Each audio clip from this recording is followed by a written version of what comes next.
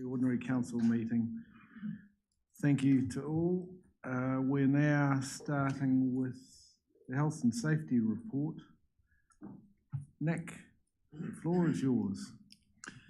Thank you very much and good afternoon. So the main report in your pack covers a number of topics. I'll just go through a few of those briefly. So the report includes a brief summary related to our COVID response. To be honest, not a lot has changed over the last month.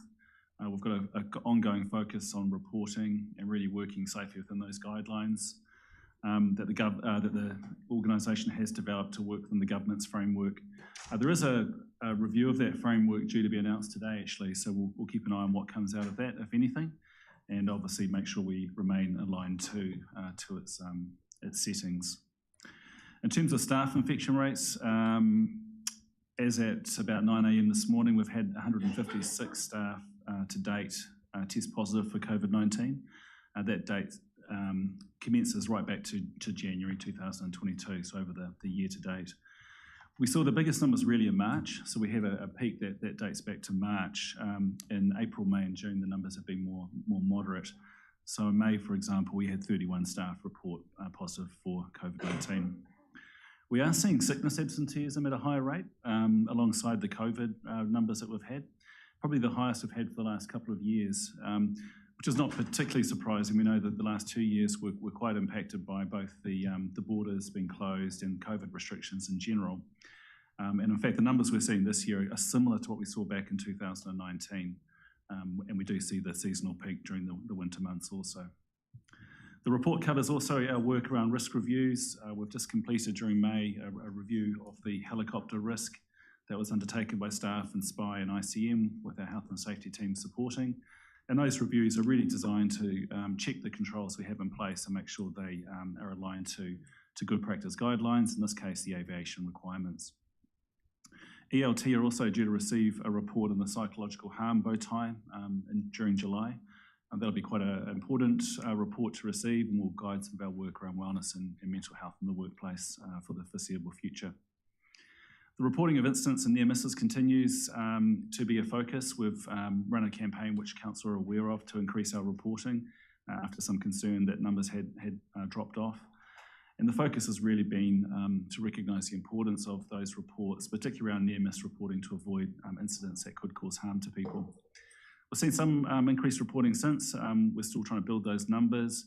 What we are seeing is some of the reports being reclassified as well. So some of the reporting coming in as a near miss is actually being recategorised as an incident.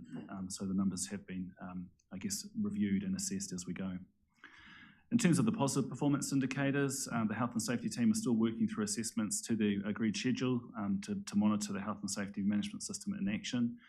Dave earlier today talked to the new flip charts that have been updated and released into the organisation. Really simple devices, but really important to allow staff to respond quickly to the various emergencies that could eventuate.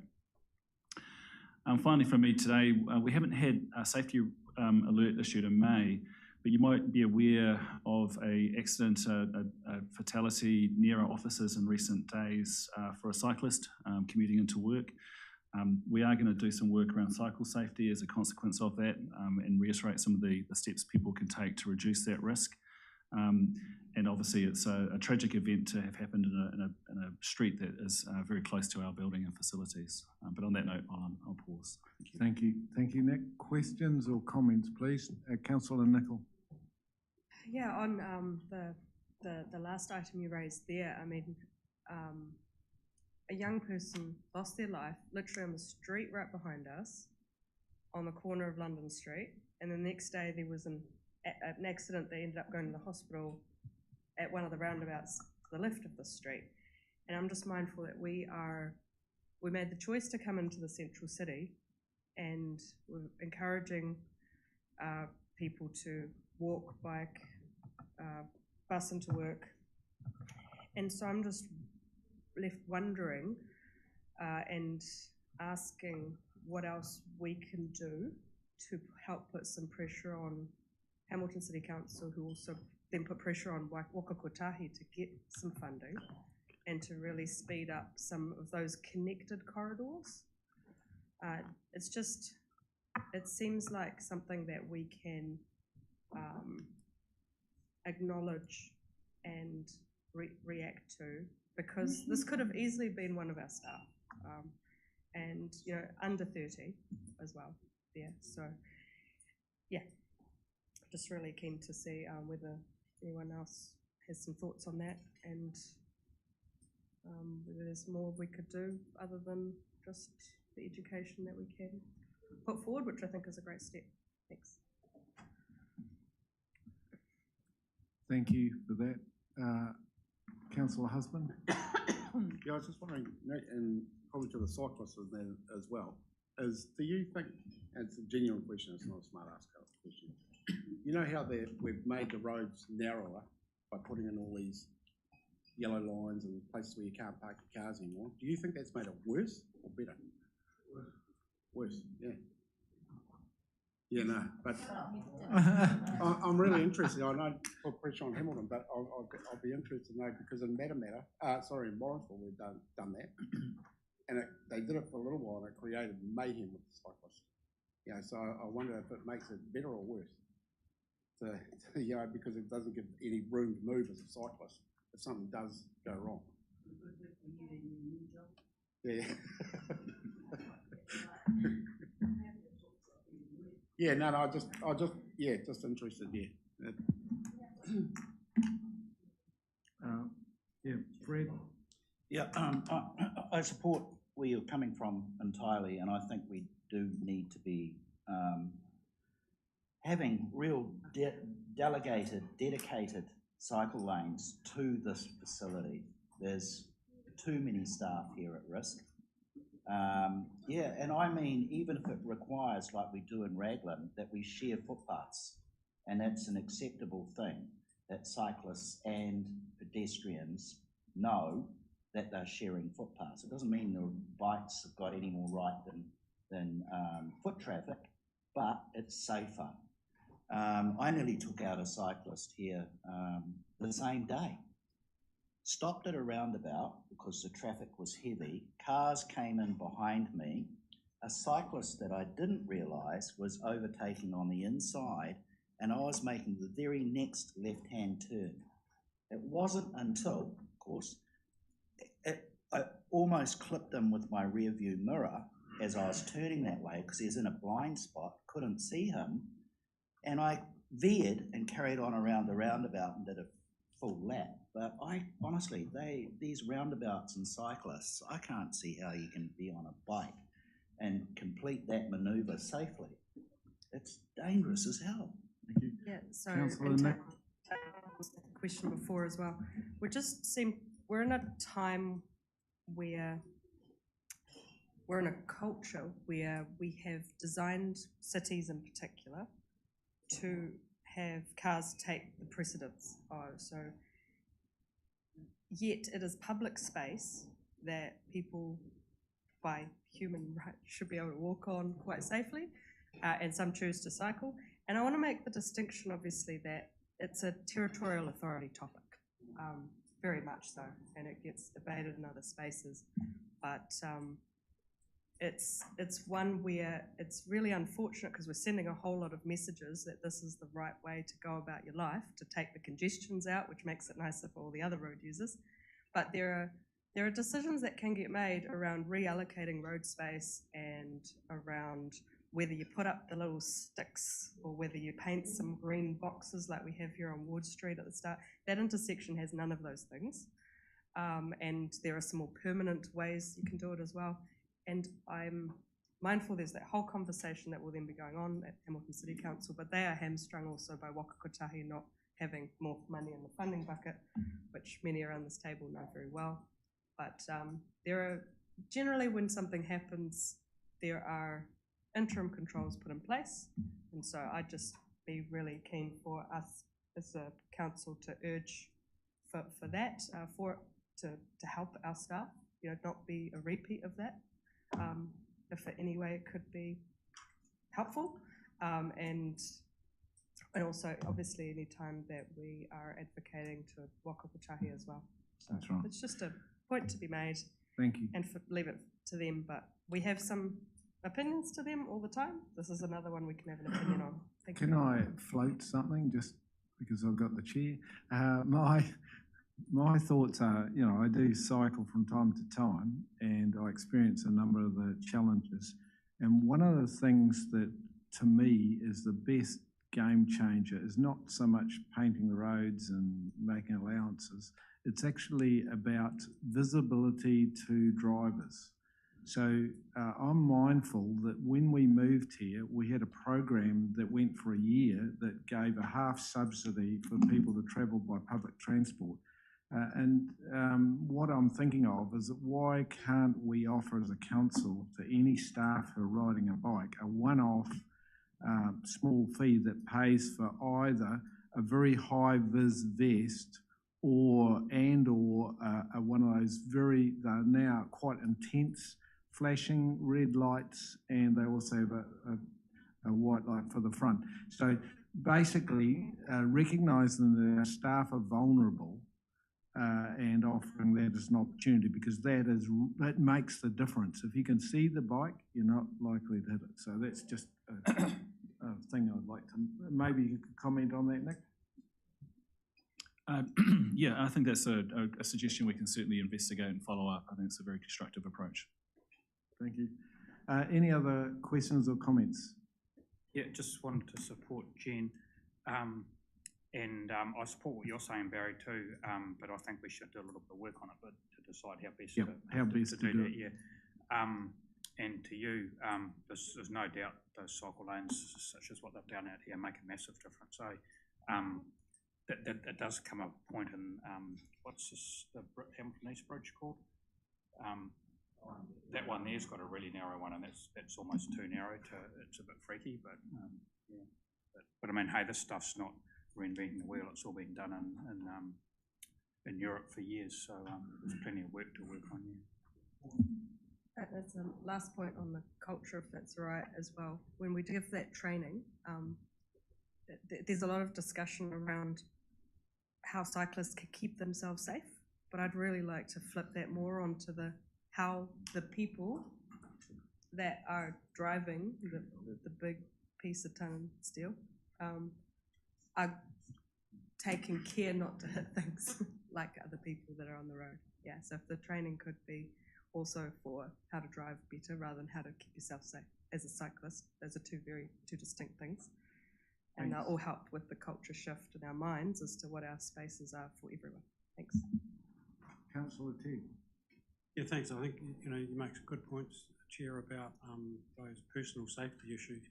But for me, the key is, and further to Fred's point, we need separated cycleways.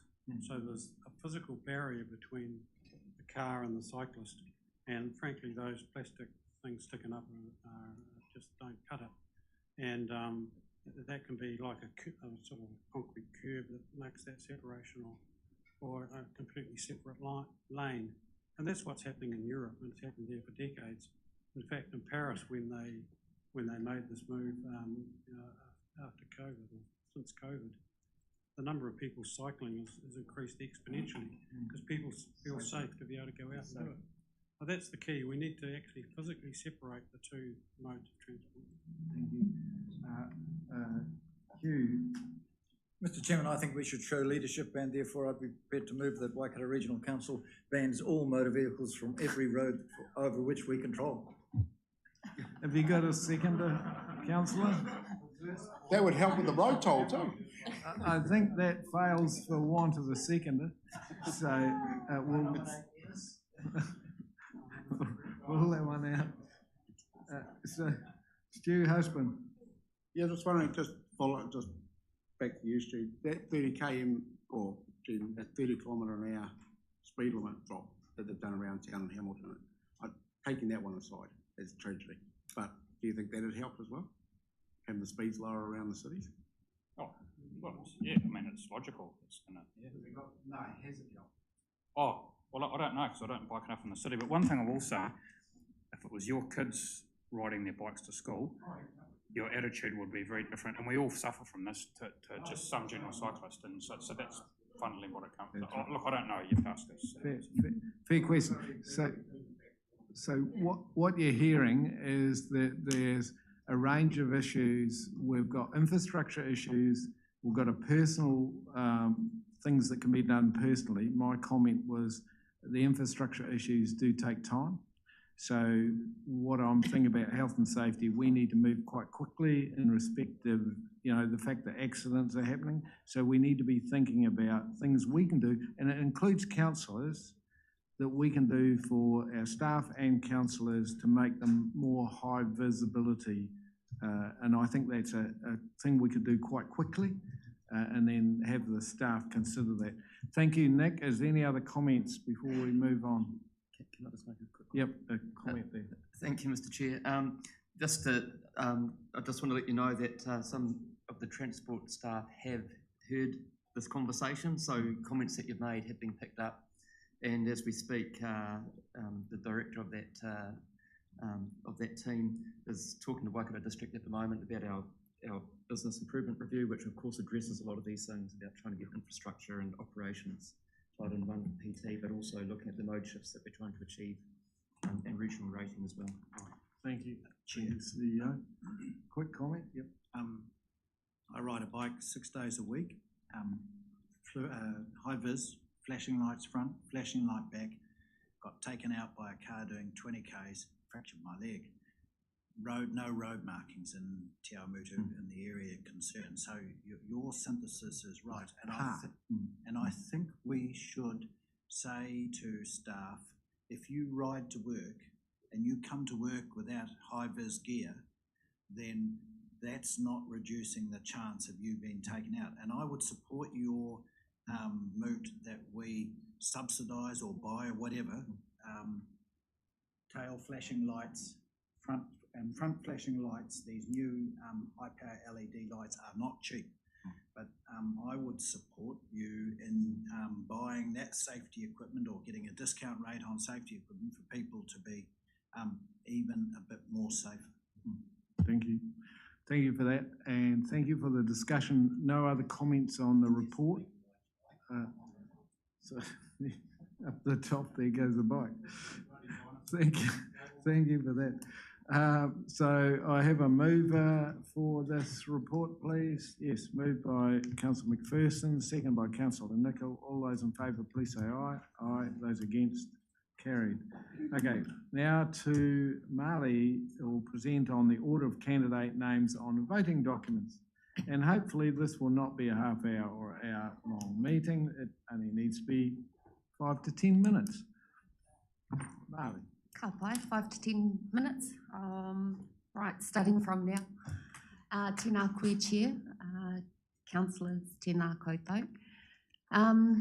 With our nomination period about to start in 2 weeks, we've certainly experienced an increase of the number of conversations we are now having about elections. And this report today is another. The purpose is to present you with information so that you can decide on the order of candidate names that will appear on voting documents. And so the options available are alphabetical, pseudo-random, and or fully random.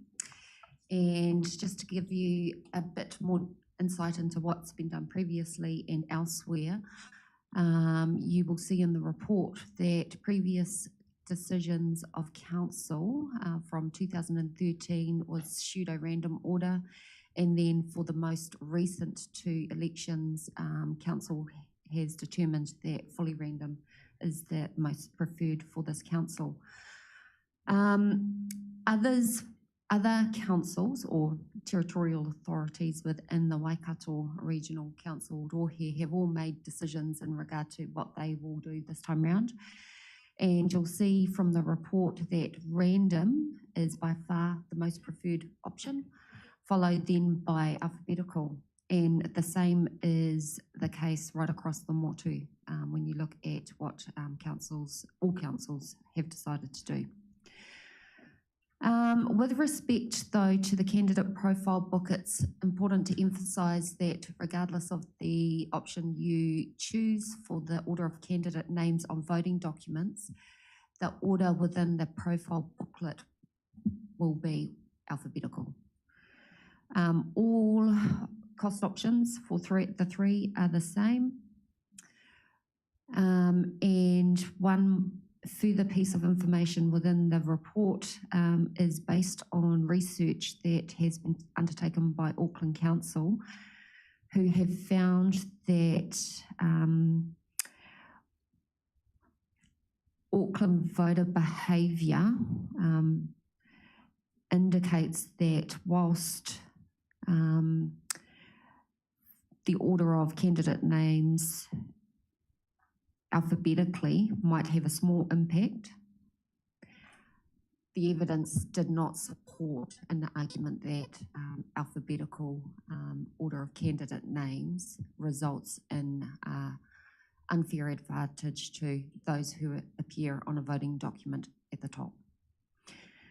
So those are the key points that are outlined within the report, and so over to council to make the decision. Right. I'll move, just to get the motion ahead, I'll move that random be seconded by Councillor Nicol. Any comment or question before we put it? How about that? This would be the record time, I believe, the council has ever done this. I'll put that. All those in favour, please say aye. Aye. Those against, carried. That's me. Thank you. Councillor Nicol. Thank you. We now move on to page 113, which is the setting of rates.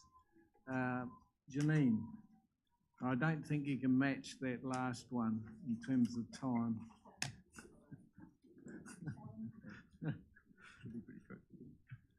Should be straightforward because there should be no surprises in this, really, the way we've been reporting it. Thank you, Mr. Chair. Nothing like a challenge to see how fast we can get some resolutions through.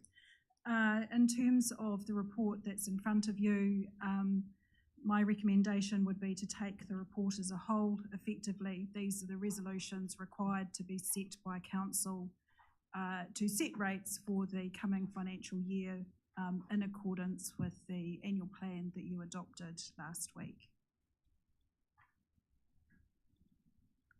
Right, short and sweet. Moved by Councillor Verco, seconded by Councillor Litchfield. There being no red lights there, you have almost broken the record for that one too. All those in favour, please say aye. Aye. Those against, carried. Thank you, staff. Well done. And now we move to page 137. We're cranking. Andrew Wilson. We're now moving into public transport. It's always been a matter of great discussion. It makes up 40% of our expenditure, but we've spoken about it many times, so let's see how we go. Andrew. Thank you very much, Chair, and thank you very much, members. So we have in front of us hoping to get a decision from you today to approve the draft regional public transport plan proceeding to public consultation. So I have a short presentation to go through to brief you on the process we've got to get to the draft, but also the headlines in terms of what's in the draft and what we'll be consulting on as well. Am I able to move the slides, or do I need to? Brilliant. So the draft regional public transport plans development's been overseen by the Regional Connections Committee, and the Connections Committee's been very disciplined in making sure that process has been collaborative across all district council partners. So very much a regional approach to developing the plan. So RCC is made up of representatives from this council, of course, but district councils, Waka Kotahi, Disability Advisor, among other stakeholders like Kiwi Rail as well. So the draft plan is very much orientated around climate change, reducing emissions, enabling freedom to access opportunities without a car, which sort of touches on some of the conversation you were having a little bit earlier. If we jump to the next slide, please. So the direction we had from the Regional Connections Committee was really, really clear. So responding to climate change, reducing emissions must be a headline, not a footnote. So we've taken that really seriously. Being ambitious with PT improvement aspirations, and the context for that was this plan should be aspirational, and other processes like LTPs, business improvement review projects, things like that will determine what's affordable and when. So permission for this plan to be very aspirational. And as I mentioned, ensuring a region-wide focus. So we've had a number of workshops with RCC, broader input by the regional RTC, joint approach with the Metro Spatial Plan, very, very closely aligned with that project. Members will be familiar with that. So this plan is actually publicly consulting on elements of that MSP project itself. So we're hoping today to get approval from Council to move to public consultation. With that, we'll have stakeholder visits to all our district council partners. We'll have some webinars available to the public among other initiatives. So public consultation in July, aiming for hearings in August. And again, the hearings committee will be made up of members from this council, but also representatives from our district council partners as well. So final amendments following the hearings and aiming to have the plan adopted by this council in September. We jump to the next slide. So the headlines. So as I mentioned, the really clear direction from RCC was around emissions.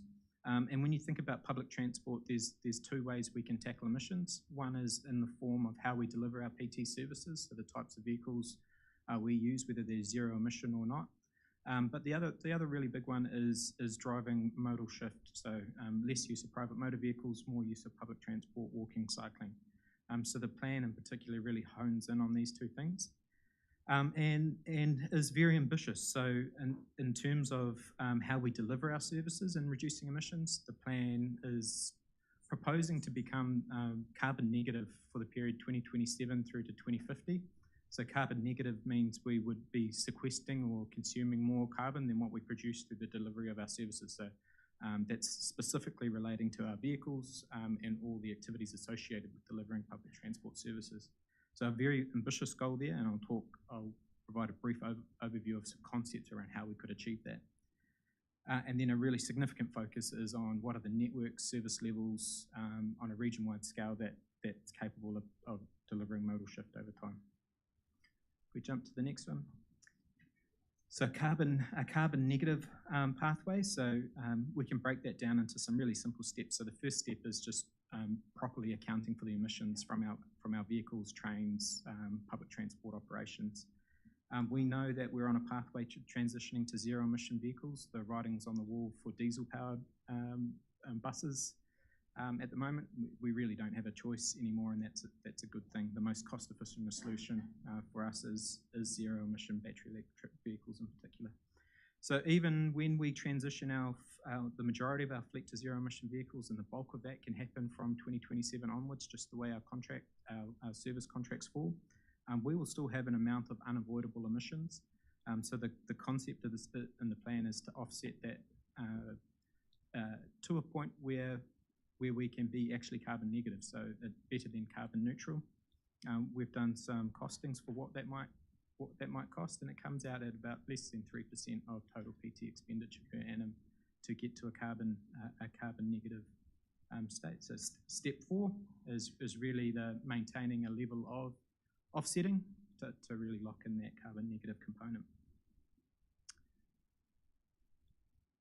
We can move to the next slide.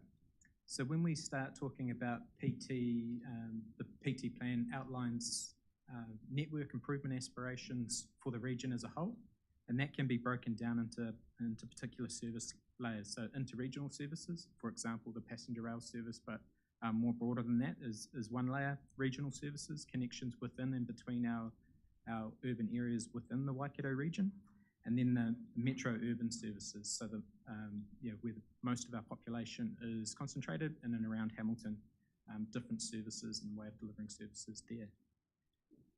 I'll very briefly give you the headline for each of those service layers and then sum up, and that will be the briefing. If we jump to the next slide, please. So interregional passenger rail, The plan has outlines the priorities for improving Te Huia, among other things. The content of the plan has been to the Te Huia subcommittee, which has endorsed the draft wording within the plan. But in essence, it's a prioritising staged improvements over time to Te Huia, flagging the investigation of the viability of additional stations in North Waikato, so Tikawhara, Pokeno, for example, among many other things. If we jump to the next slide. So this is a significant one, but not the most expensive one. So regional PT aspirations, inherent in the plan is a notion of connecting every urban area to its nearest regional centre, so providing a baseline of accessibility for all our communities. And then, in addition to that, enabling some transport options within urban areas, so a truly region-wide focus to providing services. I'm moving quite quickly, but we can come back and ask questions as we go. There's only a couple of slides to go, so if we jump to the next one, please. So the metro area. So metro area, I mean Hamilton and the townships immediately around Hamilton.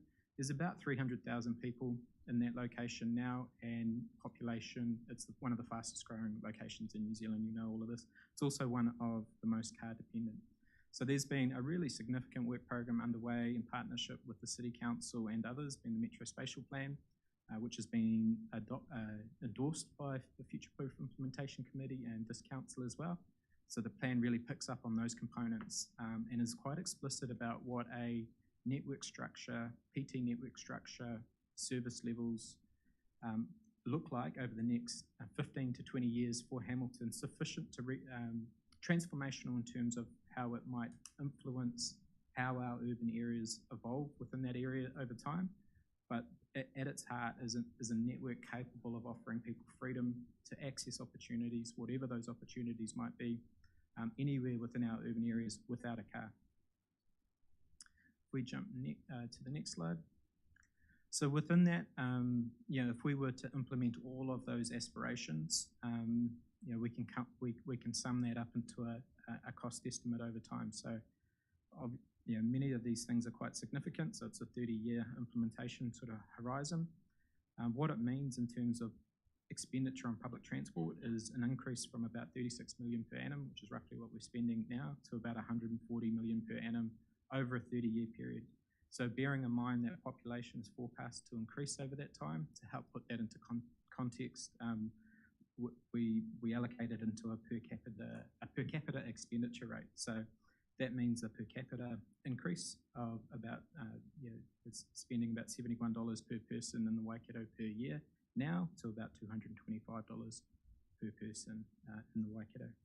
And to help put that into context, on the right-hand side is some per capita expenditure rates for regions elsewhere in the region. So even if we lift it up to that level, we're still going to be nowhere near the top in terms of expenditure on public transport generally. So hopefully that helps put things into context. A big part of all of this as well is related to our PT Business Improvement Review, which Mark Tamura's out engaging with Waikato District Council at the moment on. So that recognises that to deliver on many of these aspirations, we need to be configured differently. So at the moment, our funding model for public transport is too complex. It's really difficult to get an integrated program coordinated and delivered across the number of TAs we have and the number of different road controlling authorities we have. So at the heart of the PT Business Improvement Review is a goal to simplify all of that as well. And then I think it's the last slide, is the next one. Thank you, Dave. So next steps would be consulting on the plan in July. As I mentioned, stakeholder visits, public hearings, an opportunity for this council to make final amendments, and then all going well, the plan being formally adopted September this year. Thank you. Now, councillors, if you look on your page 140, you'll see item 18, which says a summary proposal document is currently being prepared by the communication team, which will be tabled at council meeting. It's actually on your tables now. It looks like this. So that's the particular document relative to this discussion. Questions, I have first, and comment, Jennifer, Councillor Nicol. Oh, thank you. And thank you, Andrew, for all your work on it, and for the Regional Connections Committee and others involved for their work on it. It's been really appreciated to be able to come along to some of the workshops. Really looking forward to the public getting to have their say if people are supportive of today's motion on what they think. Putting my climate action hat on, I'm just stoked that it's really awesome, because just to remind people, the emissions in the Waikato, the second highest category is transport. It's 16% of our pie chart. It went up 32%. Emissions went up 32% in that category over 3 years previous. So it's the one that's going in the wrong direction. And so when you've got IPCC scientists saying emissions need to start dropping by 2025, you've got a target that we've set as a region of what we're going to achieve by 2030. It's the category where we know what needs to happen to shift things in the right direction, and I think this plan really, really helps do that. There are definitely still parts of the plan where I would do things differently, but it's going to be cool to have the community have their say. Like, for example, I really love the access to opportunity language that I've only just recently come across when I was watching a webinar by Jarrett Walker. It's just the idea that the public transport allows you to access things and really plays into that thinking that has been big on my mind as well with the cost of living everyone's dealing with, that owning and fueling your car is a massive cost in our budgets, right after rent, somewhere near food probably as well. And so the ability to, at the very least in a city, which is obviously where my other hat and representation is for Hamilton, to not have to own a car because you've got a kick-ass public transport system, and the potential of that through plans like this is really, really cool. So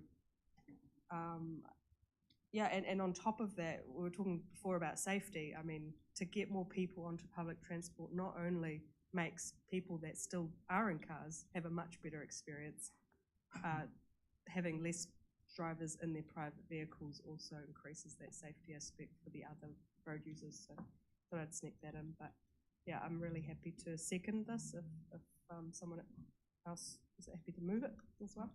Thank you. Councillor Story.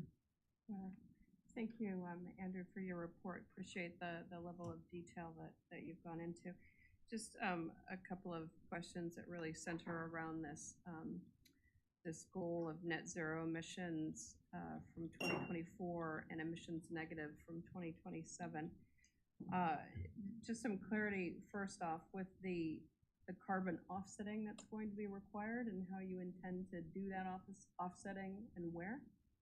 Yeah, really good question. So as part of the workshops with RCC, we explored different pathways for achieving that. And really they can be grouped into two categories. One is once we properly account for the emissions that we're producing, we have a baseline. We know exactly how much we have to offset. In the meantime, we've assumed a figure that we know is going to be higher than what it actually is. And two pathways. One is to invest in offsetting schemes. So that might be carbon credit schemes either nationally or globally. Or the other pathway, and there's lots of different variants to this, is directly investing in initiatives within the region. So that might be planting initiatives, but there's a reasonably long list of possibilities for achieving that. Really, the plan is saying, is this, for the purposes of public consultation, is this something the public sees, thinks we should be doing, and if so, what pathway should we be going down? The plan doesn't get into the detail of exactly how we'd do it. So, if we adopt the plan, then it would kick into another project that figures out exactly what the most optimal way of achieving it would be, and that would feed into the 2024 LTP. Mm-hmm. I think that the clarity around that offsetting piece is really important. I think, was it just yesterday? Is it Carbon NZ or Carbons? I don't know how you pronounce whatever their name is, but having to stop their trading because of some questions around the validity And I think that that's really important if we're sending messages to ratepayers that we're going to be doing something, that there is actually a proven method and a transparent method for actually doing those things. I'm not a huge fan of offshore. I think that that we need to be doing this within New Zealand if this is a particular goal for us. If I may, through the chair, just to pick up on that point, this exact conversation came up in one of the workshops, and there was a really clear preference from the participants involved that local initiatives, the direct initiatives within the Waikato region, is absolutely the preferred pathway. And we go as far as saying that in the draft plan as well. So if we did it, this is how we would likely do it, but leaving the policy door open to exactly how we would do it within that context. Right, great. And I note your drive towards electric vehicles. I suppose that just would make the comment that for the second winter in a row, TransPower has been sending messages to electricity distribution networks to shed load because we're not able to meet our current demand. We all know the length of time that in years that it takes to establish new generation. And so we do need to be cognizant of that. I noted your comment about less than 3% of total PT spend was required for that emissions negative piece. Did I hear that correctly, transmitted into dollar or defined in dollar terms as going from $71 to $225 per person? Per capita, yes. Per person. $71 to $225. Is that a annual? Annual, correct. Over a 30-year period. Right. I think that just given that we have people, young people in particular, leaving New Zealand, not because they don't love New Zealand, but because they can't afford New Zealand anymore. They're not, the wages are not what other countries can offer. The cost of living is higher, the cost of food, the cost of housing. While I respect that there is a desire to move in this direction, I couldn't support an increase like that given the economic situation that our ratepayers are facing right now. I wish there was another way.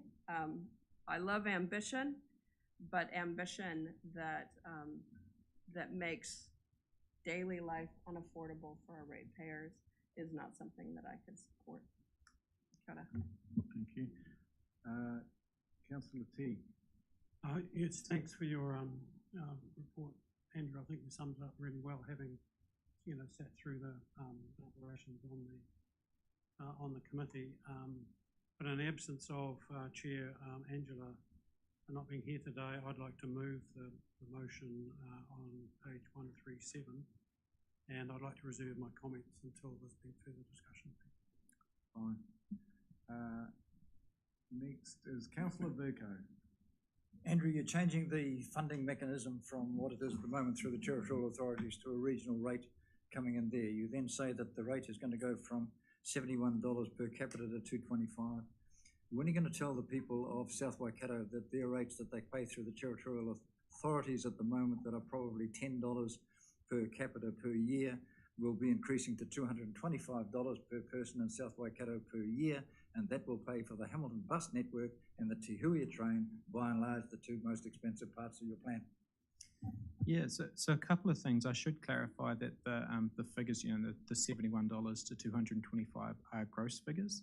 So that that doesn't land on ratepayers. All of that doesn't land on ratepayers. A significant component will be funded from fare revenue. And if you think one thing about networks and network ridership, we know that higher ridership services, so the metro network, will have a much higher fare box recovery ratio. We see that on our ridership services now, so we would see an increasing share being funded by fare revenue itself. The other significant component will be funded by central government, Wakato Kai, and the balance is funded by rates.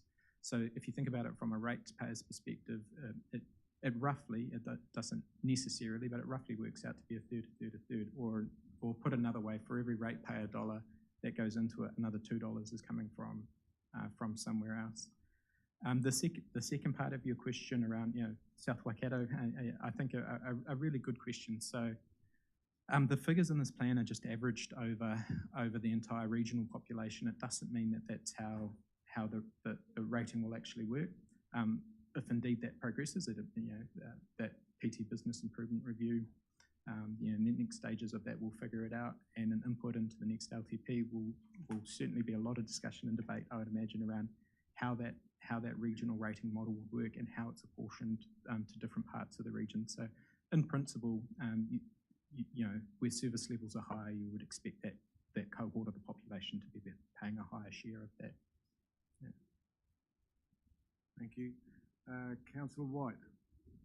Yeah, thanks very much to Pamela for raising some of the issues that I wanted to raise. But thank you, Andrew. Really appreciate your really comprehensive presentation. Just one comment that I really would like, when we get the documents, to actually have the images and everything in them before we sort of endorse them for consultation. It's really helpful to actually see everything before that, but it's not just you, that's everybody. I guess I am worried about the increases from $71 to $225, and I get what you're saying, that it won't all fall on ratepayers, but I am very conscious of the fact that it's a huge increase. And like Pamela said, I just wonder whether the move to electric vehicles in such a comprehensive way, is the time is right for that at the moment, just with things to do with the grid not being able to meet current demand.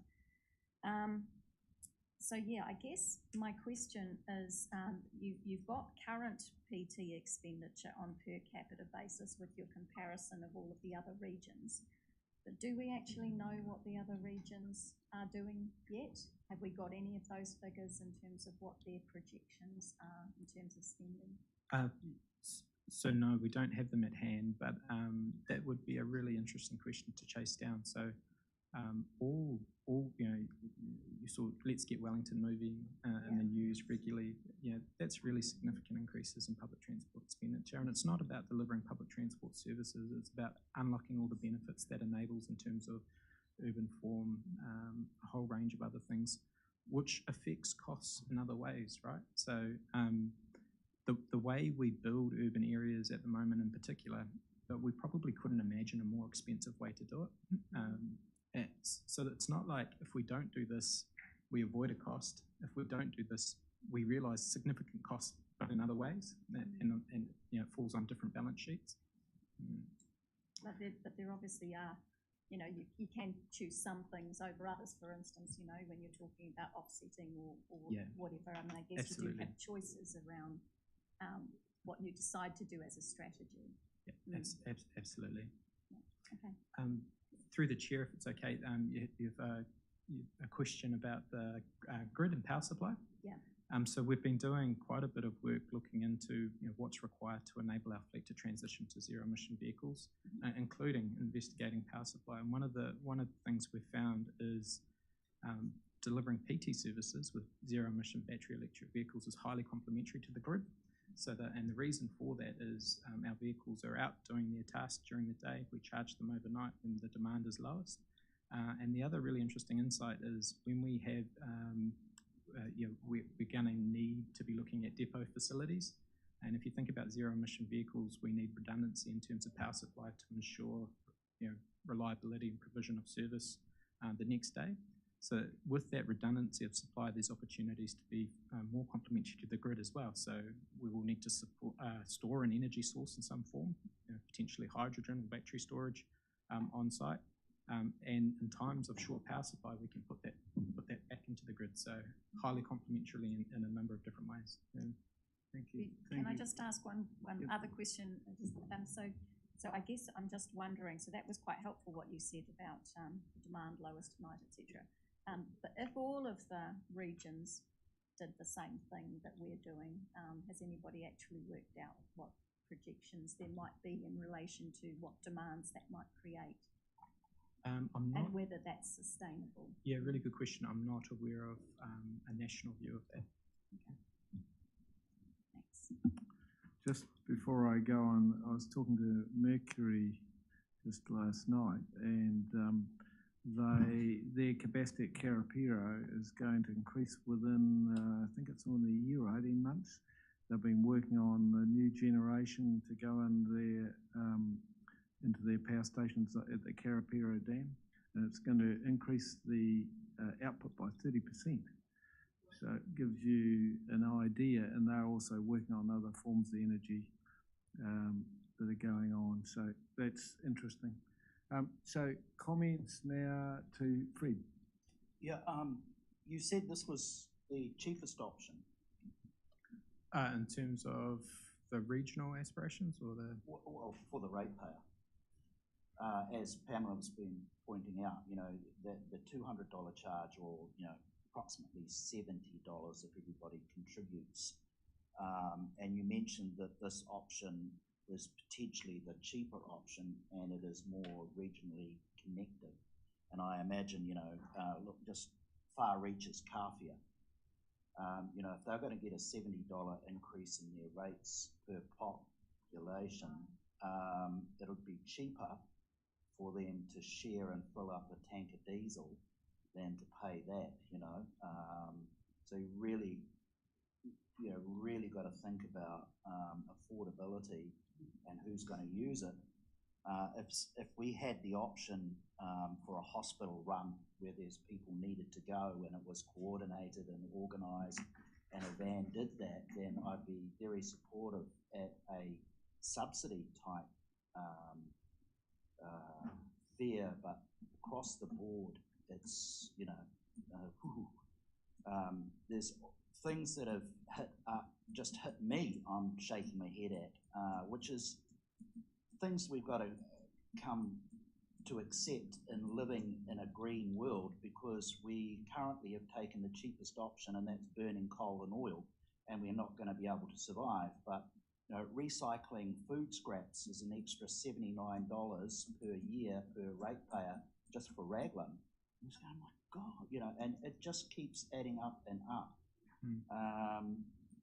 And you know, offsetting carbon into forests,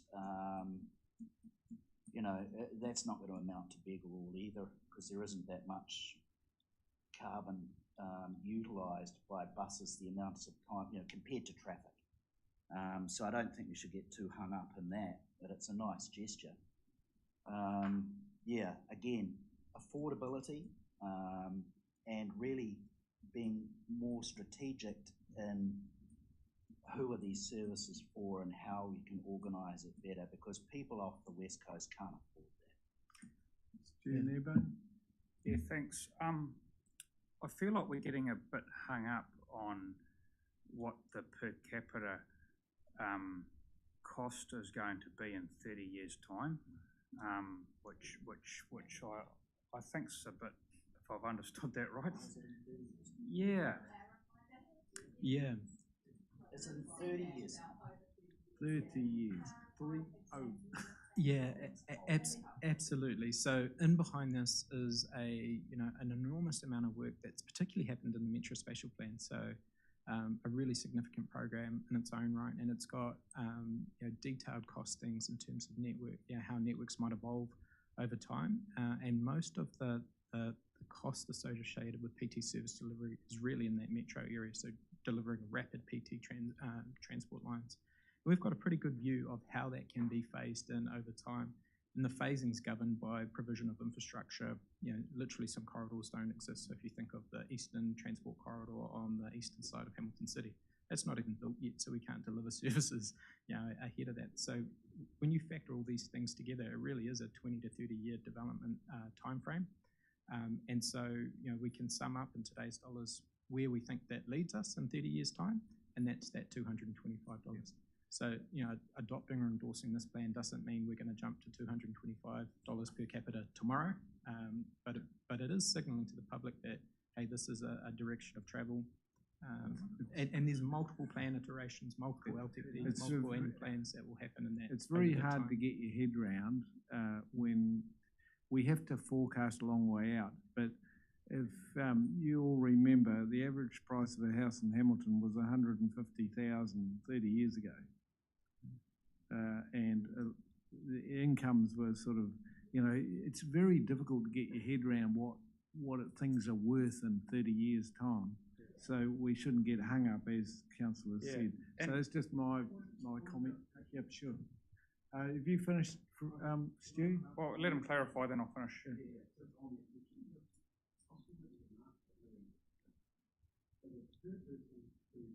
Per person per year, correct? Yeah, but it's not on average. Not all from rates though. Well, there's NZTA stuff going, but the other point I was going to make is that look how much Wellington currently spends now compared to what we spend, and think about the conversation we had half an hour ago about better cycling infrastructure and stuff like that. You know, I want to commend. Look, I haven't been involved in this process, but I want to commend you and your team on the work, and Angela and Co, on the work you've done on this. I think you've done a good job. So I'm really supportive of where we're heading, and if we don't make this aspirational, I shudder to think what sort of mess Cobham Drive's going to be in when I try and go home. It's bad enough at the moment, you know. Just one little point of clarification. I just clicked on that little thing there, and it took me to a Waikato People's panel. Is it supposed to do that, or because I assumed it would take me to the submission form, but. Wendy, though, I can correct me if I'm wrong, but I don't think it's live yet. So if you adopt the plan for public consultation, it'll go live. If you don't, we'll do something different. Yeah. And I think I'm in support, Mr. Chairman. Thank you. We're going to move in a second. Okay. Andrew. Good PowerPoint. So the $71 plays the 225. What sort of dollars are those? $2022. Nominal dollars. Yeah. So what does it look like in terms of real dollars? So all of these figures are expressed in the value of the dollar today. So we haven't assumed. Hang on, you've sat here and listened to my colleagues contemplate on $225 in 30 years' time. You didn't pull them up. It's not the right way of thinking about it. If they're not inflation adjusted.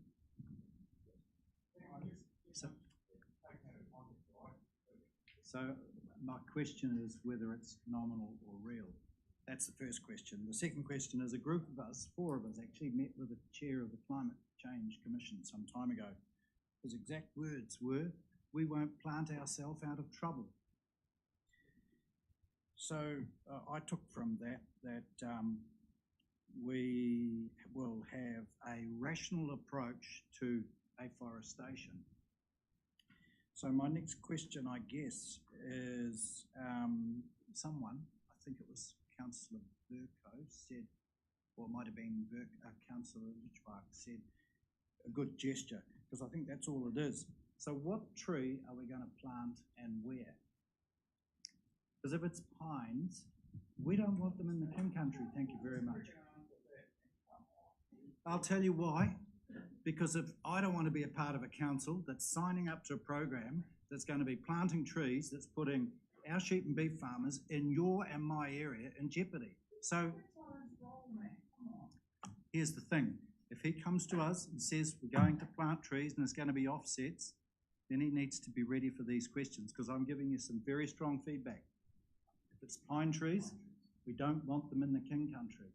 Because yesterday, 4 of our senior staff sat in a conversation with the beef sector and this subject came up. And it's fair to characterise the atmosphere in that room as very nervous about where pine trees are going to be planted. So, you know, I think I'm sending you a message about what impact will this have on our sheep and beef industry. So if we're going to be planting trees, just think about the collateral implications.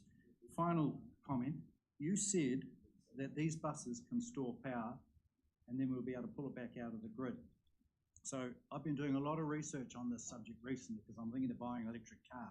There's only one vehicle you can buy that will allow you to put solar power or any power into it and then pull it back to power your house. That's if you want to power a house. That's called an F-150 Lightning. You can't get them in New Zealand.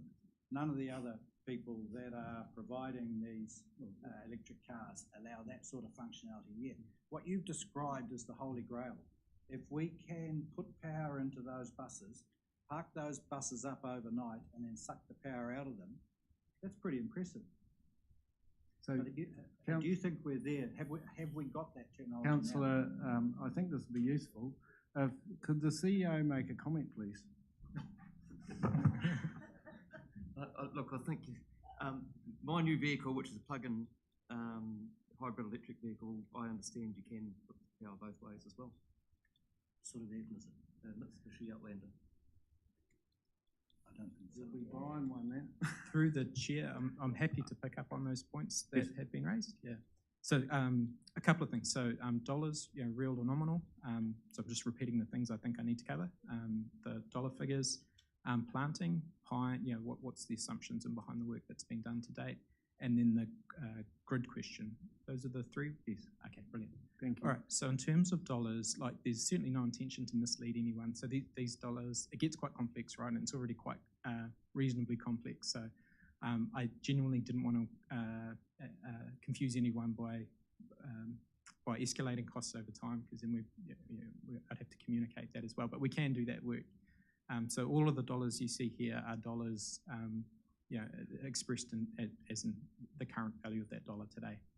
So that obviously over time we're going to get escalation on that, but that will play through in these figures as well.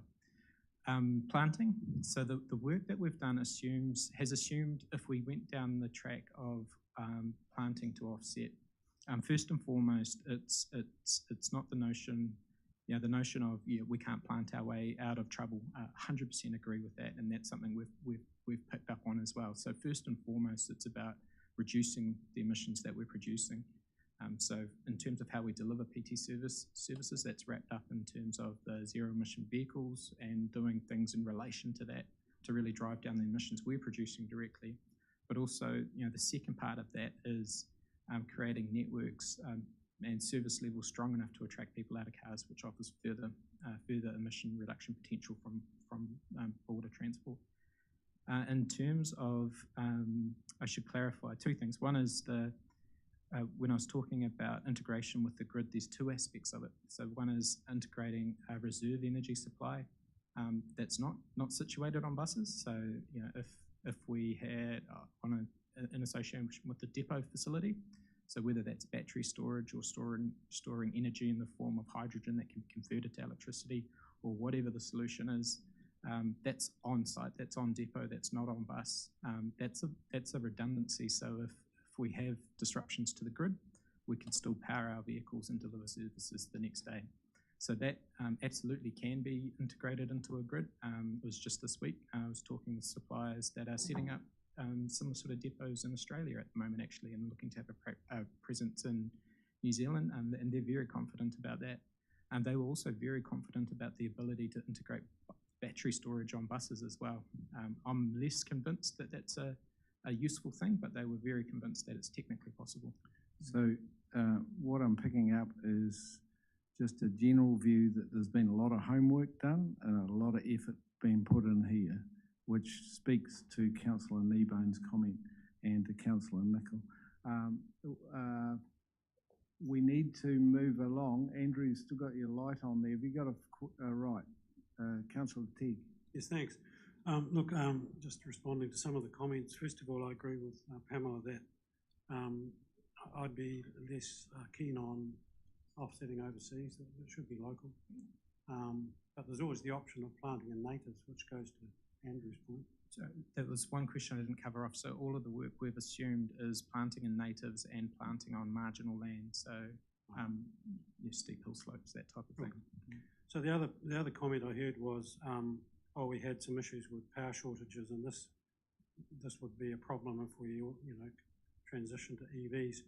The Climate Action Committee, I think last year, had a presentation from one of the chief executives of Transpower, and he made it very plain this is not a problem. That in fact there's enough already consented renewable energy that hasn't been put into operation already to cover the projected use of EVs out for the next few decades. There will need to be more investment, but he's not seeing it as an issue. And in fact, the failure or the near failure we had recently wasn't due to a failure of renewable power, it was due to a failure of gas-powered, fossil fuel infrastructure. In terms of inflation, New Zealand, in fact, is one of the lowest rates of inflation in the OECD. So I'm not quite sure about the argument that people are leaving because the cost of living is lower elsewhere. And in terms of this whole issue around the cost, bear in mind this is still going to be a targeted rate, am I correct? So that if you received a service, you would be rated for it. If you had a much lesser service, you wouldn't be rated for it. Am I correct? That's the working assumption for the PT Business Improvement Review, but Council will make a decision on that in due course. Yeah. Sure. But assuming that targeted approach continues, then, and to Fred's point around, what would be the cost of regional services? The costings that were done for the Hauraki district, which was quite a robust service, like a daily service connecting towns within that district, the annual cost per ratepayer was $45. That's annual, not weekly or monthly. That was the annual cost. So it wasn't that expensive. Okay. The other point I'd make is this plan has to go out for public consultation. So I think it's a bit. We're getting ahead of ourselves if we think we can assume what the public want. And I use the example of what's just happened in Auckland, where they've proposed a climate rate, which will include public transport. It went out for public consultation. I think the weekly cost was around $10 or $12 a week, and the overall majority of people who submitted were in favour of having that impost on them. So we can't assume necessarily that people don't want these. What the response might be. Fair comment. Is that all? Yeah. So Councillor? that's Yep. it. Thank you. Councillor Husband. Yeah, thank you, Chair. I just picked up a couple of points. What Mac was saying is, Councillor McPherson was saying is quite right. And I know it's not your responsibility, but it is a concern. Our farms are getting whipped up with people offsetting carbon, and communities are getting destroyed, so it's a bloody good point going forward, and I do understand that's not your role. New Zealanders are piling out of New Zealand. The latest stats were out this morning on the thing. It's quite concerning because of the cost of living.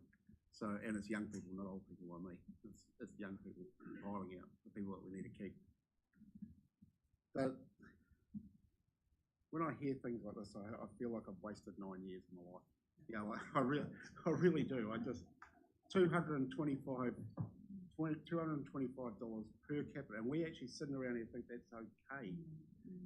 So per household, that's another $1,000 on their rates for someone in Tokoroa, or someone in Tihaui, or someone in Tauhei, or someone in all the other places that aren't on your four legs of your little Councillor, it's actually 1/3 of that amount. Well, even if it's a 10,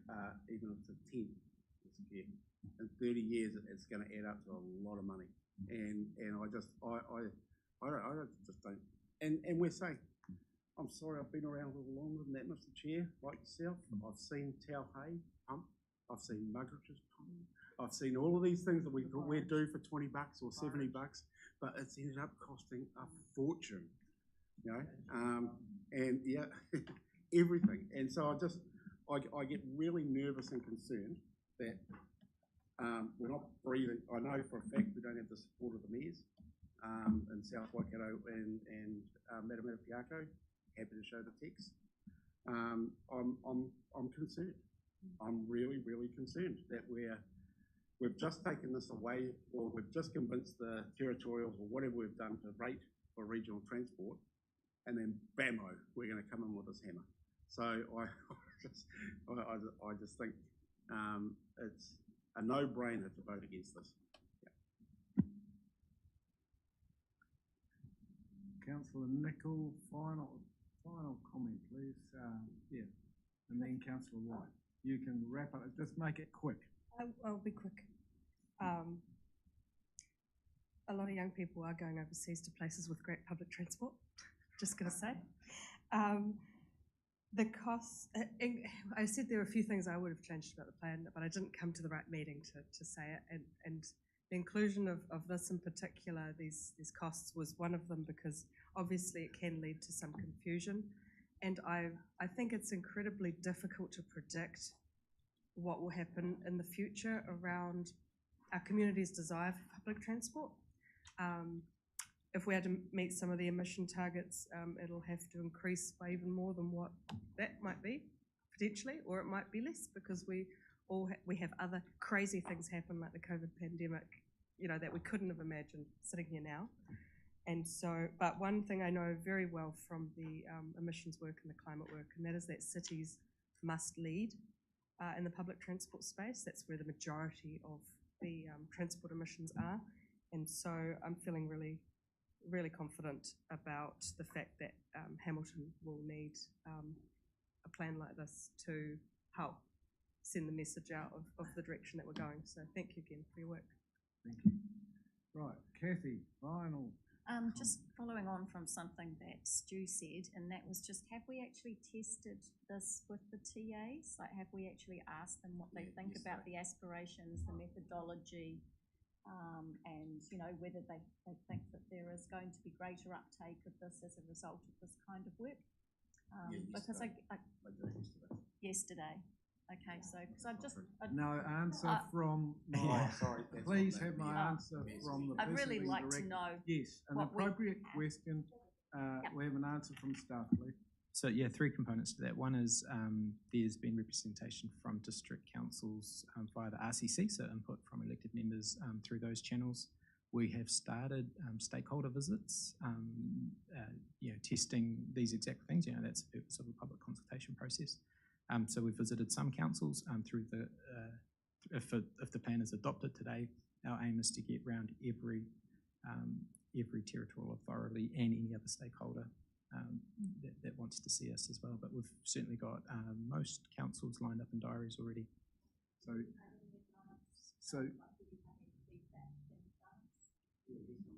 So what we're talking about, the councillors, is we establish a scenario which is based on the best homework that they can do, and then they put that out for consultation. So it is, you're going to be meeting again to consider all that feedback and are we on the right page.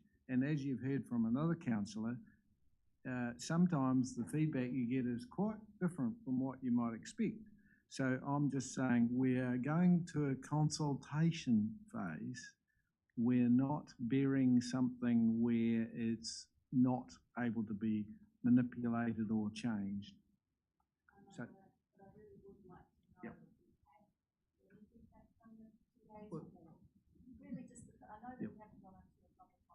Well, they have through the committees, right? Yeah, absolutely. Through the workshop and committees to date, through some of the visits that have happened to date. Yeah. So Waipa earlier this week, South Waikato, and others. And yeah, a range of feedback. So yeah. The Waipa, for example, yesterday, I believe, we were very, very positive about all aspects of it. But that's going to vary by district and location. I'd like to, we could talk on this for a long time. I think there's been a good discussion, and I think there's been great feedback given and the concerns that have been given as well.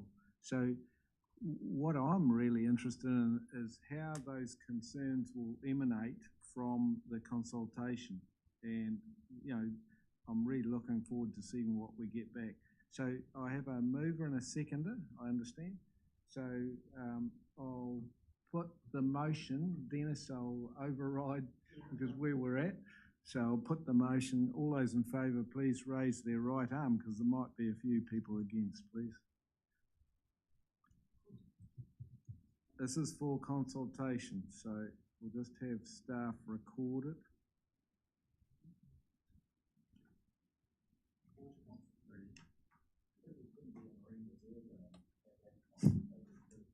So you've got 4, 5, 6. 07. Yep. T. Yeah, Nickel, Q, Verco, and Stu, Meebane.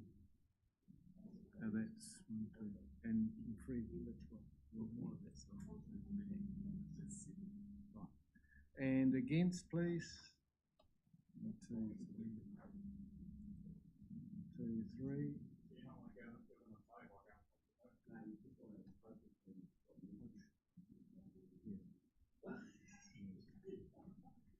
Okay. Is that everybody in the room?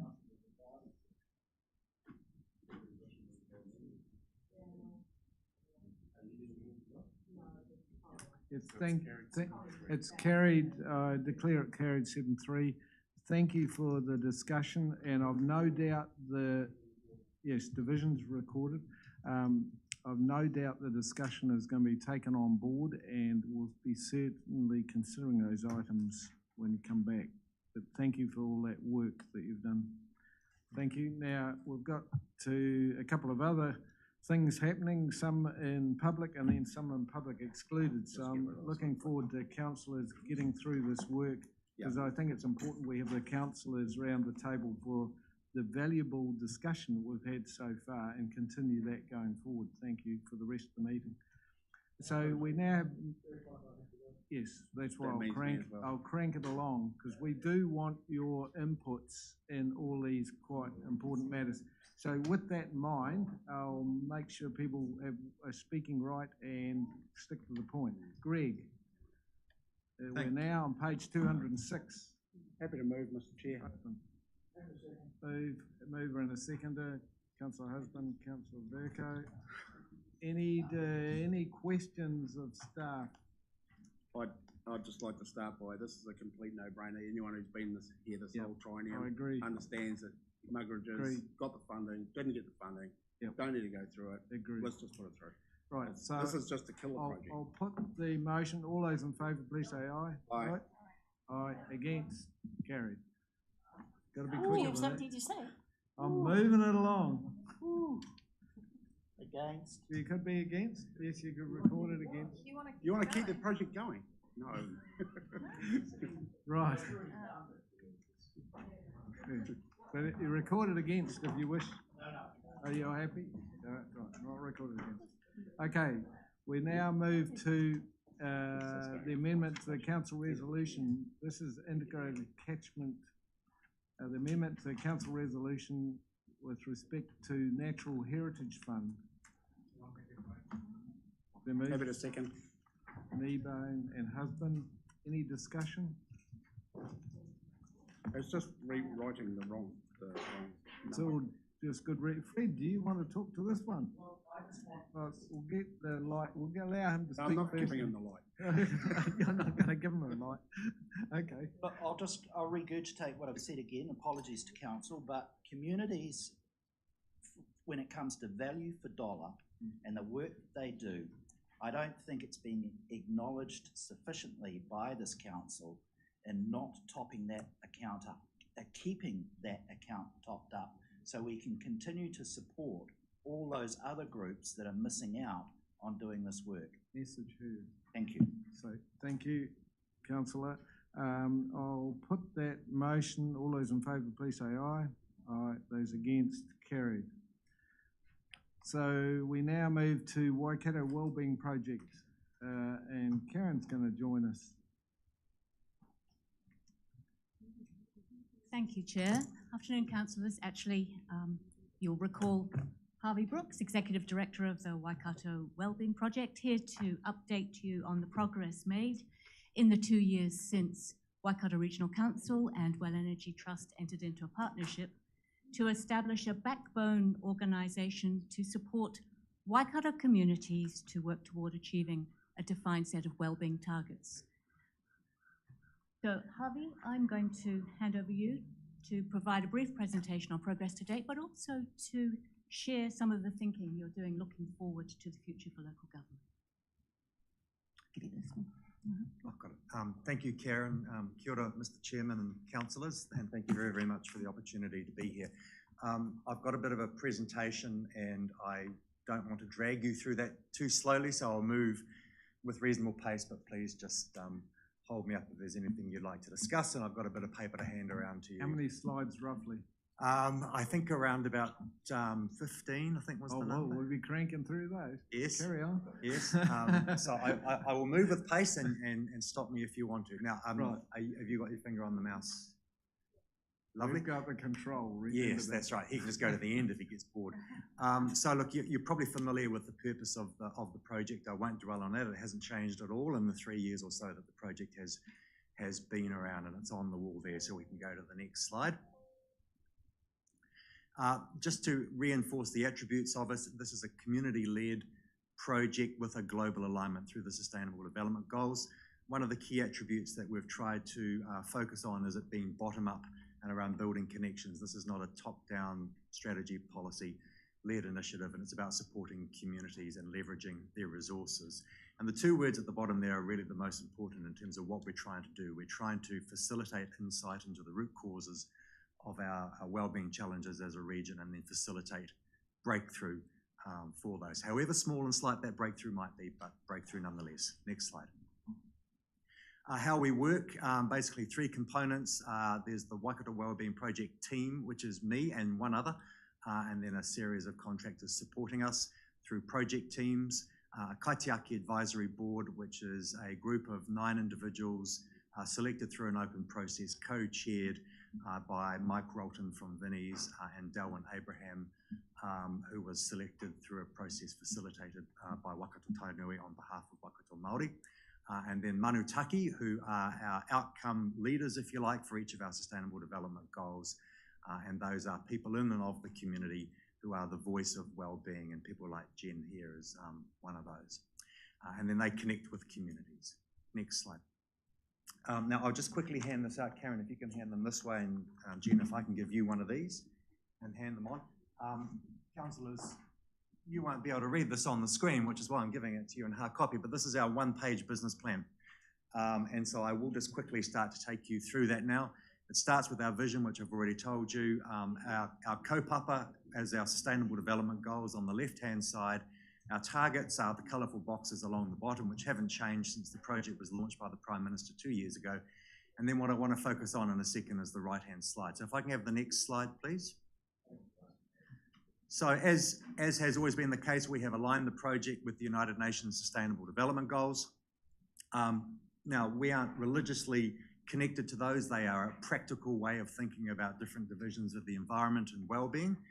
The great thing for us is that it's a globally recognised framework, and it's a common language for action. As you can see in the diagram, it's divided into 3 divisions: environment, communities and economy, with the central pole of partnerships for the goals. And so the partnership that we have with the Waikato Regional Council is absolutely essential in that regard, and I do thank you for that partnership. Next slide, thank you. So this is really at the heart of the work that we've been doing, because if you're trying to achieve wellbeing, of course, we don't achieve it on our own, but what is it that we can do? So these are our priorities for the next 18 months to 2 years, and I just want to take you through those. So in terms of impact, the things that we actually do, there are 4 of those. First one is called Potoko. It's around leading, facilitating and funding some impact projects. The second page you've got here goes into a little bit more detail. You can read that at your leisure. We have identified a few key areas to focus on, such as youth, food and poverty, climate action, ecological restoration and housing as the areas where we'll take a bit more of a deep dive. Our second focus is on what we've called their purako, or sharing wellbeing stories through data and insights and knowledge. And I'm sure that you are all acutely aware that there's no lack of data on wellbeing, but actually getting knowledge out of it and knowing how we're going on wellbeing is a bit more of a trickier question. So we're currently developing with the Regional Council a business case for what we're calling the Waikato Wellbeing Knowledge Centre of Excellence, but basically a one-stop portal for understanding wellbeing knowledge across the region. I'll come back to that soon. Third one, Haukainga, celebrating local stories. My perspective, councillors, is that we don't need to invent solutions to wellbeing. They exist.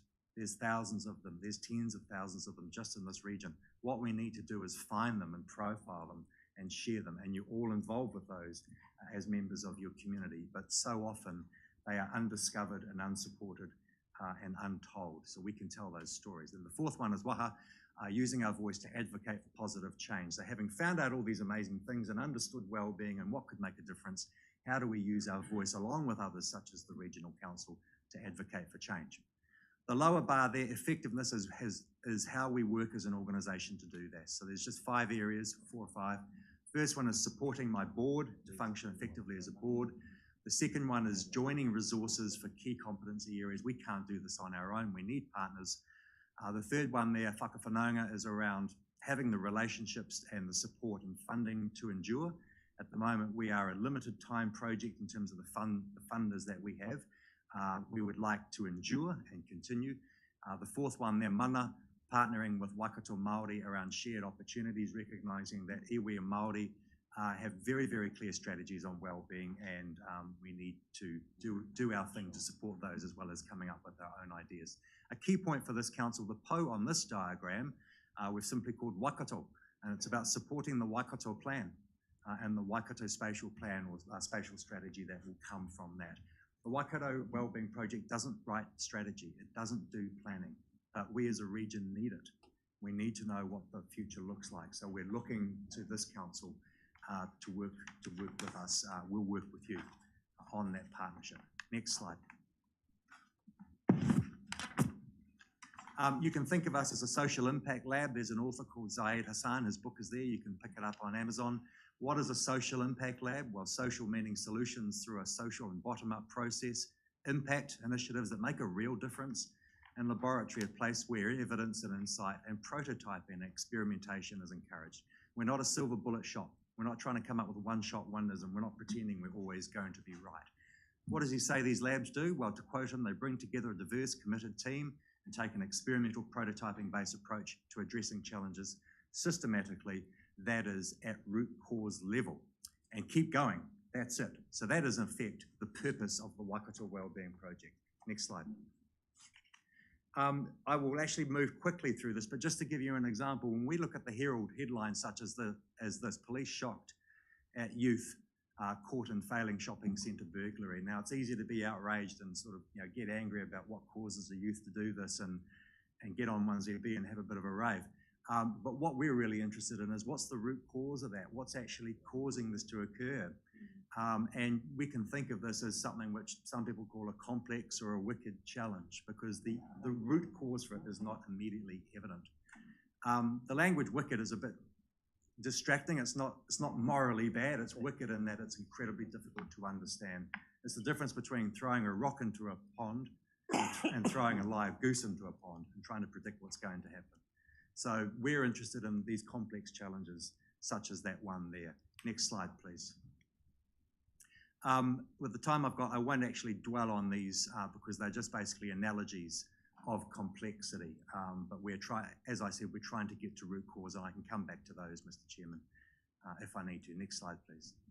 So we're all about insight and breakthrough. And the test I have for any investment that we make, any partner that we have, is are you really interested in root cause? And are you really interested in doing something different? And that's the case. Yeah, we're absolutely keen to partner with you. Next slide. So two areas I'll just give a quick example of. The first project that we've been working on for more than a year now is the rangatahi opportunity, trying to understand what really drives wellbeing for our 15 to 24-year-olds in the Waikato region. What does wellbeing look like at the moment statistically and in terms of their lived experience, and what are they actually looking forward towards in terms of wellbeing for the future. Now, there's lots of youth projects around the region in every community and right at a regional level as well. What we've tried to do is bring the approach that I've mentioned to you to the project, so we're not just writing policy or something like that, but we've also made this a project that is led by youth. So the first thing we did was actually recruit 3 youth innovators, and we said, it's your project. You tell us, we'll guide you with the technique if you like. We'll give you the guardrails, but it's up to you to decide how we actually go about this project and the approach we have. So we've put the youth in charge of a youth project, and from what we can find out, that's not very common. Next slide, please. So our vision there is probably not an unusually phrased vision. You might read that in any policy statement or plan about youth, but that's one. The key point there is it's mana enhancing and supporting youth to define the positive pathway they want to have many life options. Our target, when I first came into the project, the target here was the percentage of youth not in education, employment or training. And when I thought about that for a second, I thought that's a pretty negative target actually. That's actually defining success by what's not happening. So let's flip that around, because actually this number would have changed a little bit because of COVID, but in 2019, 87%, more than 87% of our youth were in education, employment, or training. That sounds all right, doesn't it? What we want to do is get that up to a much higher level. So we're trying to actually be careful about our language here as well, as it's about mana enhancement and positivity, not about deficit and problems. Next slide. So in the time that I've got, I can't take you right through the project, but this is sort of a summary of our approach. As I said, rangatahi-led, very much rangatahi-centric in terms of the principles involved. We've decided in the first case to focus on kirikiriroa, and the reason for that is simply the statistics around this is where at least 40% of rangatahi on the Waikato are located, so we'd start here. We've used a design thinking framework, which is in the white banner across the centre of the diagram, working collectively and trying to understand systems changes. So we've collated a huge amount of data from Waikato University. We've interviewed about 35 or 40 rangatahi from across the city to understand in their words what wellbeing is like. And through that, we empathise and understand their lived experience and their journeys. From there, we are now at the stage where we're starting to work with groups of youth to design what potential solutions to some of these challenges might be. So we're not running away with the data and some old geezer like me sitting in a room trying to boil it up. We're actually asking youth, what do you think the solutions will be? And then we'll be working towards a case for change in August, September, October, where we will present that to a range of youth organisations, whether they be at the local, regional or national level, where we'll say, here are some new innovations, who wants to help us to actually prototype and trial these? So that's the process. Next slide. We're now also starting what we're calling the Wakato Kai challenge. I don't need to explain to anyone in this room the challenges around food and food affordability at this time. An extraordinary insight I heard actually from Ngāti Hawa recently was, if you look at where kai comes from for most whānau, about 75% of families are able to go to the supermarket and actually get a decent feed from the supermarket. They can afford good food, fresh food and veggies, decent meat, that kind of thing. About 5% of people do go to food banks and charities because they simply cannot actually afford food. And then not in the middle, but in the middle between those two is about 20% of families who can go to a supermarket. They are actually employed, but they can't buy good food. So they're going and buying pre-boiled sausages, white bread, fizzy drinks, biscuits, that kind of thing, because it's the only way they can get full from the supermarket. That's actually where our challenge lies right now, is how can we change the system in order to actually focus more on those people who do want to actually feed their families well. Everyone wants to, but at the moment the system is failing for them. So we've just started that project. Next slide. The Wellbeing Knowledge Centre of Excellence, which is a terrible mouthful, and we will find a much better phrase for it, Mr. Chairman, as we work through this, and we're working through this with the council right now. As I said, if I said to you right now, go and find how we're doing on wellbeing online, well, I'll come back in a month and maybe you would have managed to figure that out to some degree. So from the point of view of Waikato citizens, we need to make this a lot easier. So we're building what we think will be an easily accessed digital one-stop shop for wellbeing data in the Waikato region using dashboards. We want it to be a trusted source of knowledge and a relevant resource where data is as live and up to date as possible, measuring progress over time. So on the next slide, I think I've showed this to you before, but I'll just give you an example from the work that we've done on housing. This is actually a live online digital housing dashboard we developed with the Waikato Housing Initiative. We developed this for about 18 indicators of housing quality, quantity, and location across the Waikato region. This shows you the indicator. This is static. I can't play with this online on the screen. For dwelling mould, based on data from the 2018 census. And it's focused on the Waikato district. So it tells you from census data, for example, that in the Waikato district, about 16,000 people live in mouldy houses. About 20,000 people in the Waikato district are under the age of 20. And then if you look at the ribbon down below, which is a bit hard from my distance to read it, around about 11,000 people live in houses with a small amount of mould, and around about 4,000 people in that district live in a house with a large amount of mould.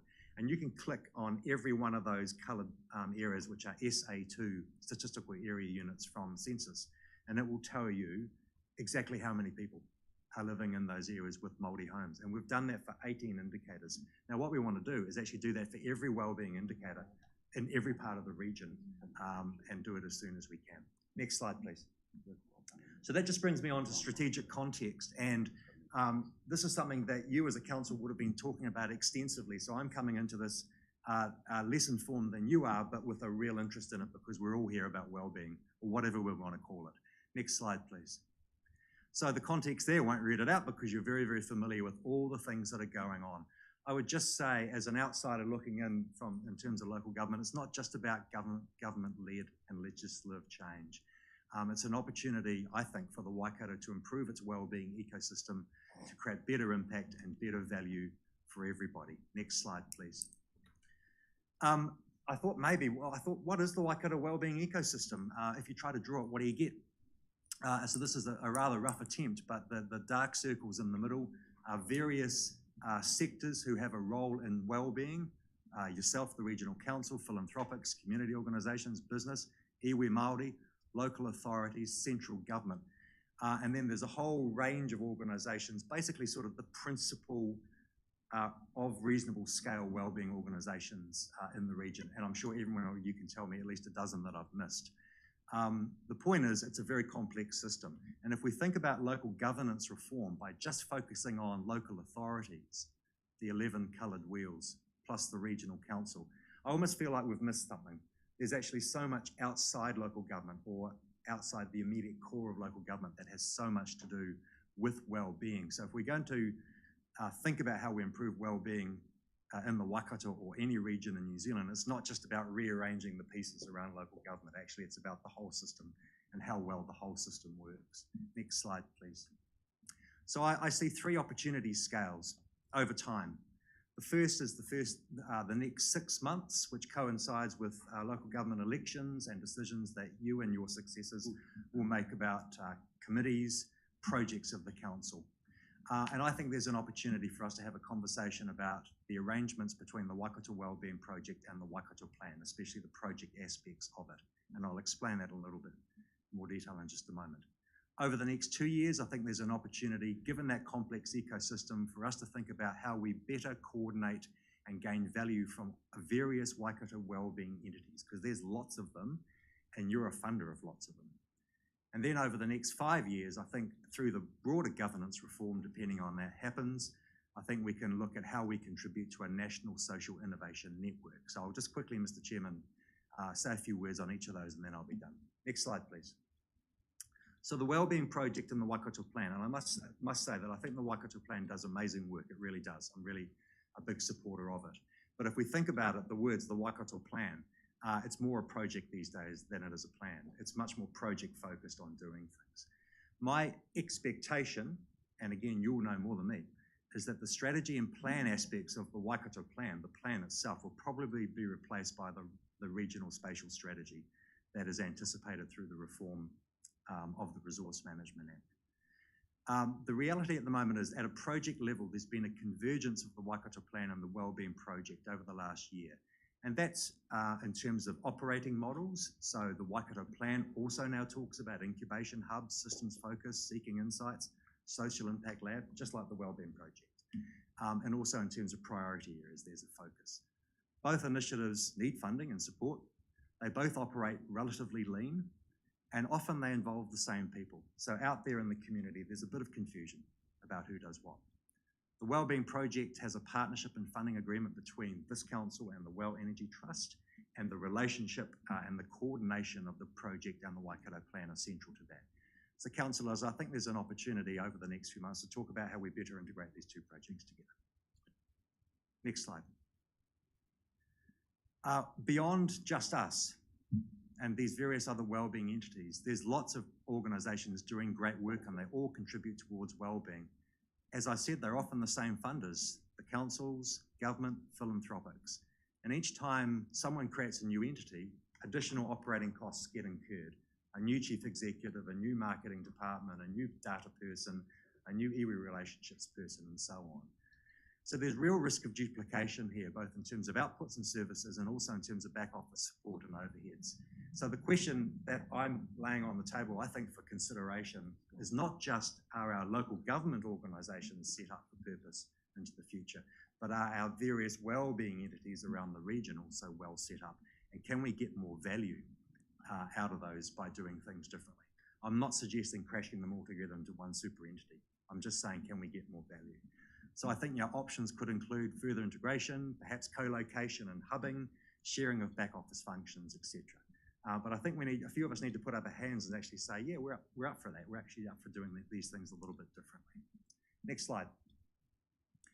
Just the last one, at a more national scale, and how we bring innovation into local governance reform.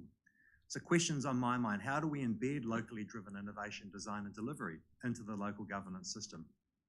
How do we build a system that acknowledges complexity, emergence and uncertainty, that reflects real world experiences and recognises that all parts of the system, vertically and horizontally, are interconnected? And how do we develop a solutions-based approach unique to Aotearoa New Zealand in the 2020s and beyond? So next slide is a bit of a suggestion that I've made to a few people across this region and also to the Future of Local Government panel.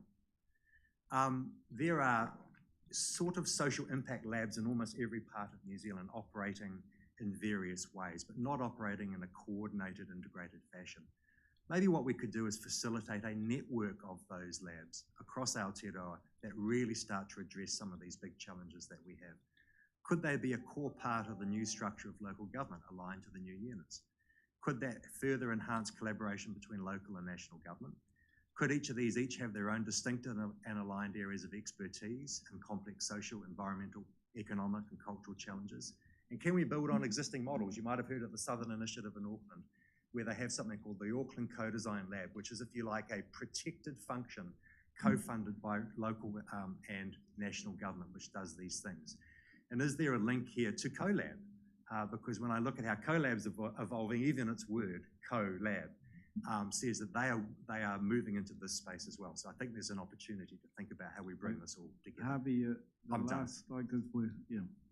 So last slide, Mr. Chairman. Yep. There we are. Thank you. Happy to answer your questions. So there's some really big questions laid here, and we could talk for an hour easily. So what I'd like to do is, I know I've got a couple of councillors, or 3 councillors who've got their lights on. If you can raise just matters that relate to us rather than the bigger issues, and keep this succinct, that feedback to Harvey, I'd really appreciate that. So first one up, Stu Husband. Oh man, you've just slashed 25 minutes. Yes, exactly. So thanks, Harvey. Yeah, awesome. Again, it's a shame you weren't here earlier. We were talking about high-level stuff, and to me, this is great high-level stuff, aspirational high-level stuff that we talk about. How do we actually get down there? And that's the age-old problem. So, and how do we report that back to council? How do, and I'm guessing you've got processes to be able to do that with things. But the root cause for me, I've just got 2 things, Mr. Chair. I'll be really quick. The root cause for me, and it's just the thing, is we're letting developments go on with no infrastructure, and that comes from an old screw prison officer. Like, we've got all these developments going on in the Waikato with no infrastructure for the kids. Guess what kids do when they have nothing to do? Get into mischief. So, and I said that 10 months ago or 11 months ago. I said I saw all those kids handcuffed when I drove through Pocono. All those kids had the cops standing over them and they're all handcuffed. That's what kids do. If they've got no infrastructure, no footy grounds, no skateboard parks, no things. Thanks So, for that. right, okay, one more thing. I don't think on your slide, when it's to do with kids and kai and shelter, you should have with emphasis on Māori and Pacifica. I don't think you should have that on your slide. I really don't. I don't think that any child that's starving is important. Whether they're Pākehā, Asian, doesn't matter. Any child that's starving is important. And I think that's offensive to have that on there. Point made. Yeah. Thank you, councillor. Very good. Anything else Councillor is Hodge? fine, anything else is fine, but just that one about Kai. Councillor about Hodge, kids. make it quick. Kia ora, Harvey. Mine is very quick. I think you should take your paper to Tairanga Whenua. I do believe your Māori words, some of them are not correctly spelt. We have fought for many years to get our words spelt properly. You're missing a whole lot of macrons, and there are words here that you are separated. So I really think you should take your paperwork to Tairanga Whenua to get your Māori words sorted. Thank you for that. Councillor Litchwa. Now, I'm going to invoke standing orders in 5 minutes. Well, just I'm the chair, I can override it. I know that. I'm just playing. Yeah, look, I've listened to Te Waka. I've now listened to this. I've listened to, all of these things that are supposed to be working with communities and bottom up. And look, I'm going to be a little bit critical. And when this was first raised, I said we want to get out there and get this information. For example, the Tamariki, Huntly, Ngaruahia, where there is real potential to get good information.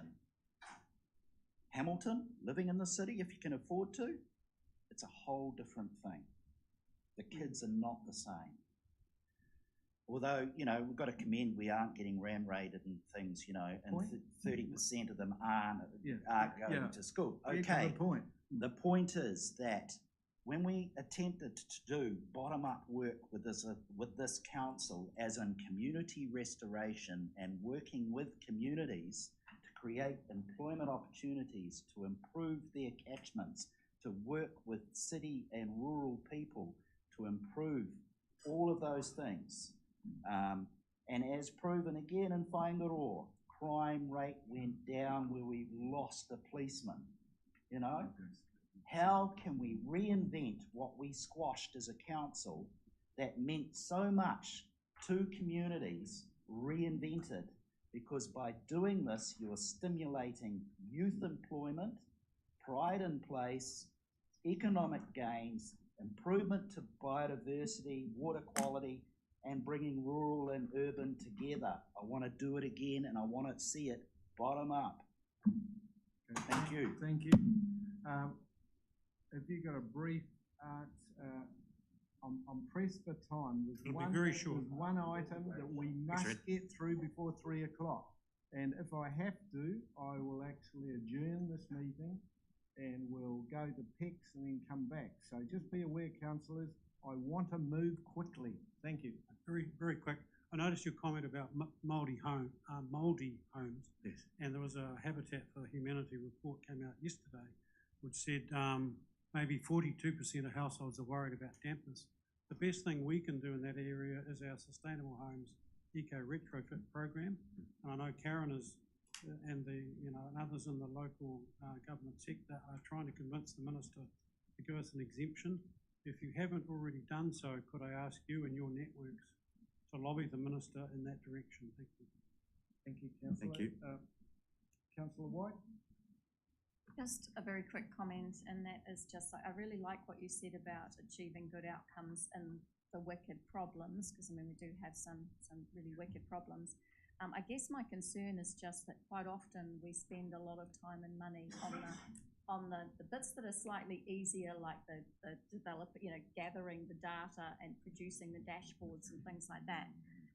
But actually we often end up falling a little bit short on the implementation of things that'll achieve on the ground outcomes. And so what I'd really like us to focus on is to make sure we don't become top heavy on the data collection and the dashboards, but that we focus on how we get those on the ground outcomes. And I know that that's possibly not what your role is. Part of your role is gathering the data, etc. But I'm just conscious of the fact that what we really need is to see those kids who have no shoes and don't have the shelter and live in mouldy homes, etc. We just really need to get some runs on the board for those situations. Thanks, Councillor White. Councillor McPherson, I think you're making outstanding progress. Well done. It's a shame you've got to boil the ocean, but you've done a good job of it, and I like your synthesis. I'm a supporter of what you're trying to achieve. If there's anything else you need, don't be shy about putting your hand up. Well done. Thank you. Thank you, Harvey. And so what you're picking up is some intense interest and feedback. I'm not asking you to necessarily reply to all those things, but I think that we can feedback councillors through our staff and through to Harvey, and Harvey also back through. So we'll keep that channel open. So with that, if you're happy, councillors, I'd like to move to the resolution which is on the screen. Yes, it is just to receive. So Councillor McPherson, seconded by Councillor Nebo. All those in favour, please say aye. Aye. Those against, carried. Thank you, Harvey. Thank you. Sorry about having to move it along, but we've got a couple of items. Thank you very much. So we're going to move to public excluded immediately. I want to avoid the procedural ones and go to two items which I'm hopeful, I really want to ensure that two councillors have to leave at 3 o'clock sharp. I would want them to speak first on the item that I'm going to bring up, which is on page 18 of the PICs. But we are now going to move to resolution to exclude the public. Do you want to cover that off just in general? That's moved by Councillor Litchworth, seconded by Councillor Nicol. And the reasons are up on the screen. So all those in favour, please say aye. Aye. Those against, carried. Right, we're just taking 10 seconds to change out of our Teams into another Teams environment. The first item we're going to take is